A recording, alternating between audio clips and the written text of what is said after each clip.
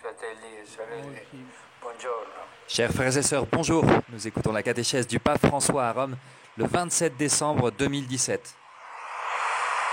oggi vorrei soffermarmi con voi sul significato del Natale del Signore Je Gesù. voudrais aujourd'hui m'arrêter avec vous Questi giorni stiamo vivendo sur le sens de la nativité du Seigneur Jésus e nelle celebrazioni que nous vivons ces jours-ci la costruzione del pesebre, dans la foi et dans les célébrations. la liturgia con le sue letture bibliche, Nous avons fait la crèche, tradizionali, nous avons célébré la liturgie, ces lectures bibliques, ces chants traditionnels Lui è nato per noi il Salvatore, qui nous font vivre l'aujourd'hui de celui qui est né pour nous, le Sauveur, Jésus, le Seigneur. siamo a una specie di snaturamento. En nos temps, particulièrement en Europe, on assiste à une espèce de dénaturation du sens de Noël, che spesso nasconde la au nom d'un volontà faux di respect eliminare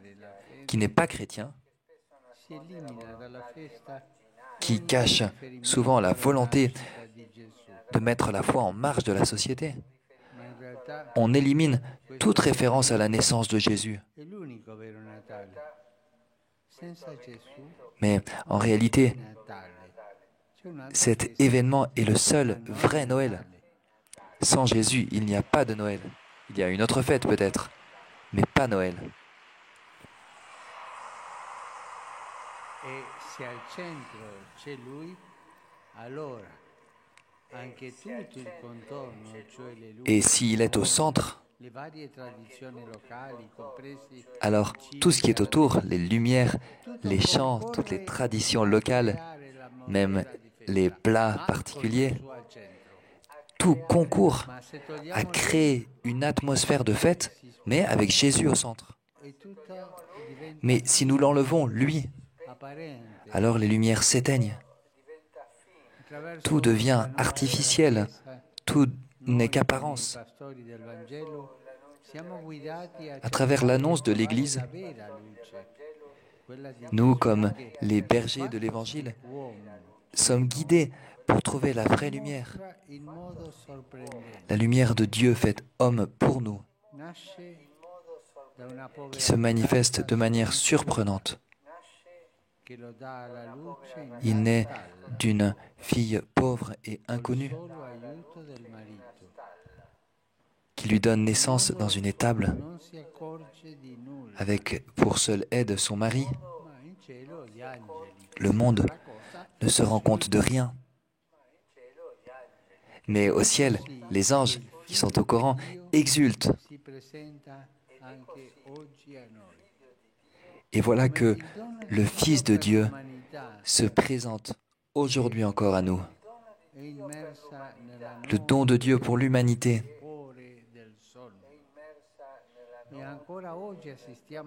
Qui est immergé dans la nuit, dans la torpeur du sommeil. Aujourd'hui encore, l'humanité est dans l'obscurité parce qu'elle sait que la lumière dévoilerait tout ce qui pourrait la faire rougir, tout ce qui dérangerait sa conscience. Et donc elle préfère parfois être dans l'obscurité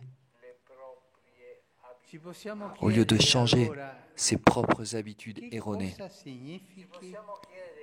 Nous pouvons alors nous demander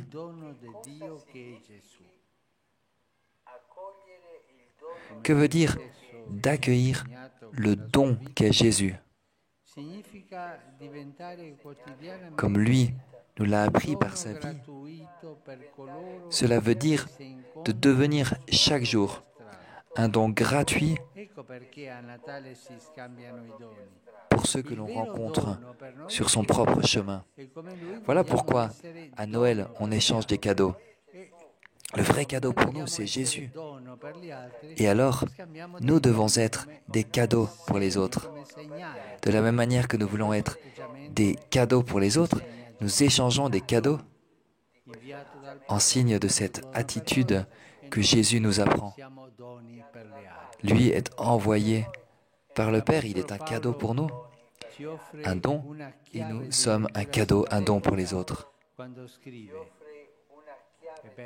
L'apôtre Paul nous offre une clé de lecture synthétique quand il écrit, et ce passage de Paul est très beau. La grâce de Dieu s'est manifestée pour le salut de tous les hommes.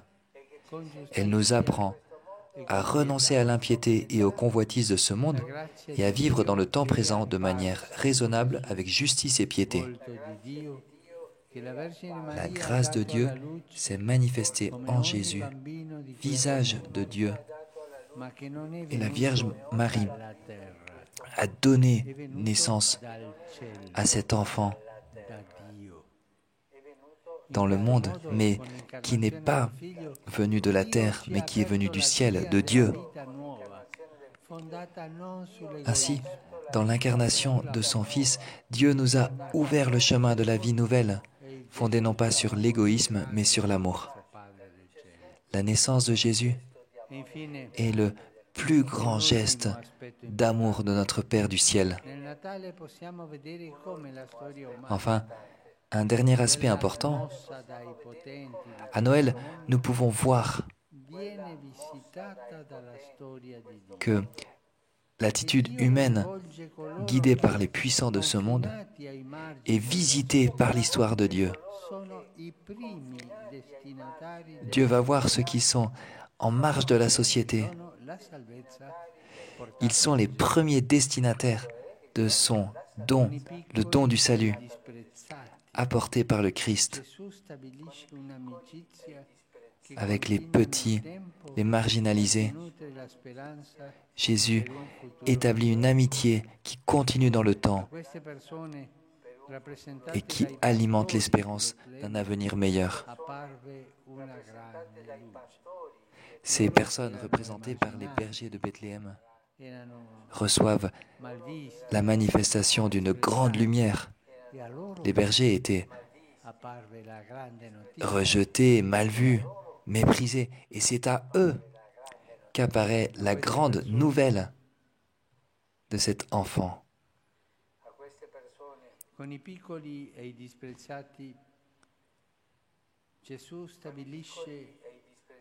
C'est avec les petits, avec les laissés pour compte, que Jésus établit une amitié qui continue dans le temps et qui alimente l'espérance d'un avenir meilleur. Ces personnes, représentées par les bergers de Bethléem, reçoivent l'apparition d'une grande lumière qui les conduit tout droit vers Jésus. Avec eux, en tout temps, Dieu veut construire un monde meilleur, nouveau, un monde où il n'y a plus de personnes refusées, maltraitées et indigentes. Chers frères et sœurs, en ces jours, ouvrons notre esprit et notre cœur à accueillir cette grâce. Jésus est le don de Dieu pour nous, le cadeau de Dieu pour nous. Et si nous l'accueillons, nous aussi pouvons le devenir pour les autres. Nous pouvons être des dons de Dieu pour les autres. Tout d'abord, pour ceux qui n'ont jamais fait l'expérience de la tendresse, de l'amour. Il y a tant de personnes qui n'ont jamais fait l'expérience d'une caresse, d'une attention, d'amour, d'un geste de tendresse. Et Noël nous pousse à le faire. Jésus naît donc à nouveau dans la vie de chacun d'entre nous. Et à travers nous, il continue à être un don de salut pour les petits et pour les exclus. Merci.